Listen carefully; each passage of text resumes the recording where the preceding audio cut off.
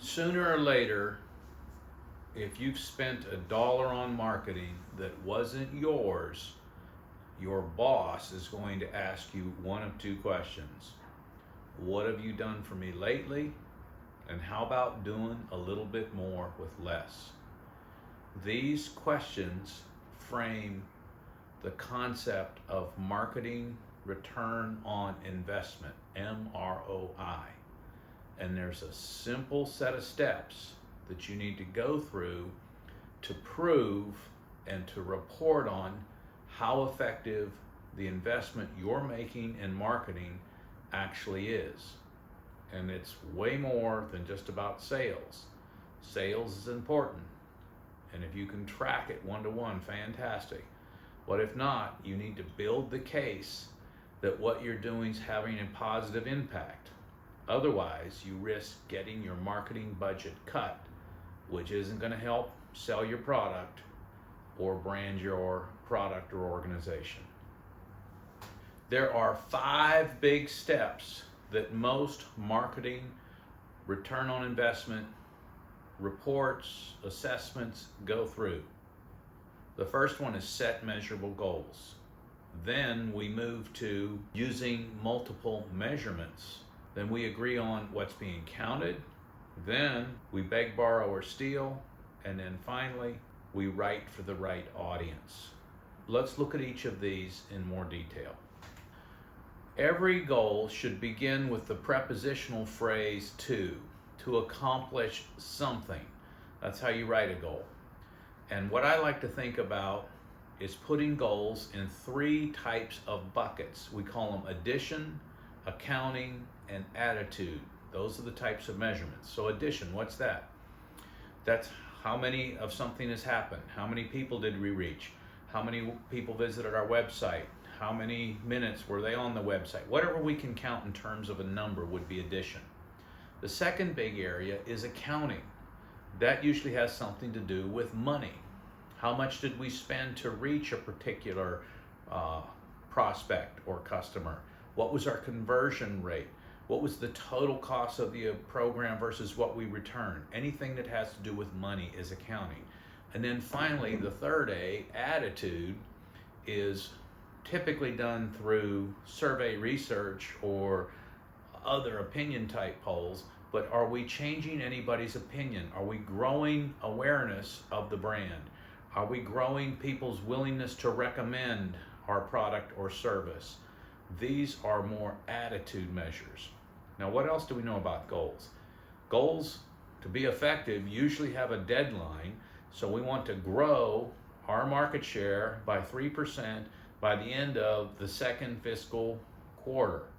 Okay, that's very specific. It says how much, we can count that, we can know whether or not we made it, and it says by when we made it. If we leave that loose, it's very difficult to measure.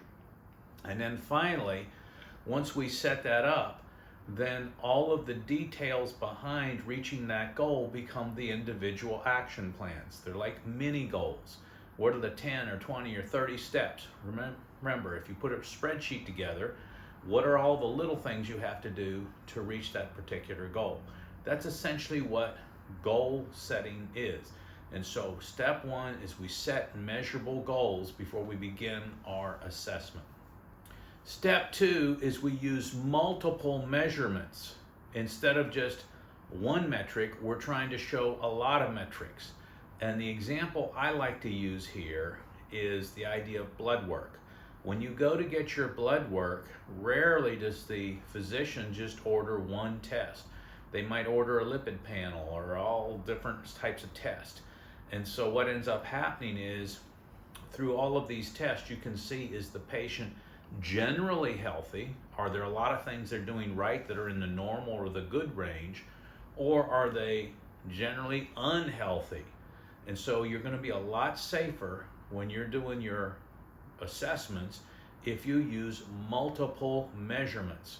So that could be things like sales, increases in awareness, people's purchase intents, clicks on any sort of social media or website, number of people that interact with the site or leave a comment or like it, how long they stay. These are all things that could be counted, and we put them together to try to make a stronger case that things are moving in the right direction. Step number 3 is to agree on what's being counted. In so many organizations, they do not have clear metrics set up, much less clear agreement on what the metrics mean, when they're going to report, how they're going to be reported, when they're going to be pulled, and so on and so forth. So it creates this kind of amorphous mess, this black cloud, if you will. And so one of the things that you want to do is get with your boss, get with your senior leadership, and find out, what do they really care about? What does success look like? The sooner you define that, then the easier it is going to be to build your measurements. So things like, you could have brainstorming sessions, you could look at your marketing plans, you could have a meeting. All of these are different ways you can get with your group to try to figure out what are the likely keys for success and what do they really care about. Step 4, I call beg, borrow, or steal. Instead of reinventing everything or creating everything for your assessment, what's already being collected? Do you already have financials that you can access? Are there already customer surveys that are going on that you might be able to use either in part or in whole, or maybe add a question or modify to? What about customer posts or comments, or number of complaints that are coming in? What is all of the data that's already cycling through your organization, or even in other organizations that you might use to measure yourself? Some time ago, did a project for the Commonwealth of Pennsylvania. That's the state of Pennsylvania. And they were trying to make the state more business friendly. Well, there was a publication that ranked each of the states. And at the time, Pennsylvania was in the low 40s, not very business friendly, out of 50 states, pretty bad. But we ran the program, we did all of these different activities, and over 2 or 3 years, they rose from the low 40s to the mid 30s. So that was a great indicator.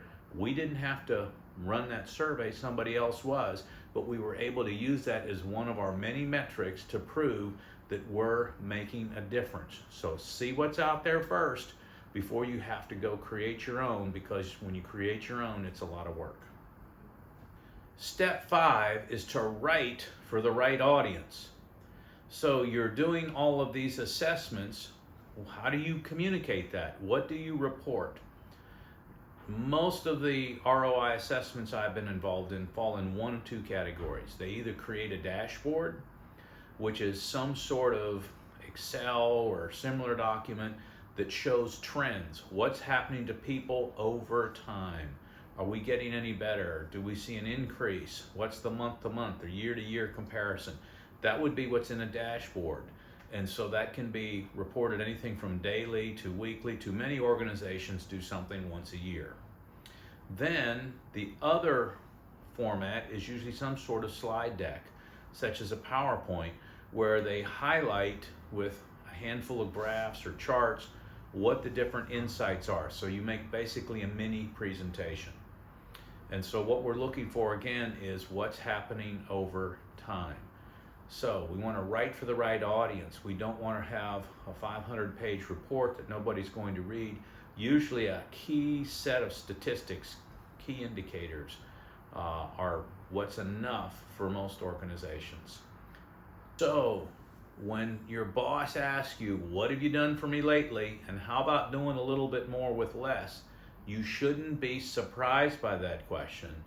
But you should have started a long time ago. In fact, before you've actually started marketing, by setting specific goals, looking around to see what you might use to help measure those, agree on what's going to be counted, really going out and figuring out how to best present this to your target audience. These are some of the things and the key steps that you're going to go through when you create your own marketing return on investment assessment.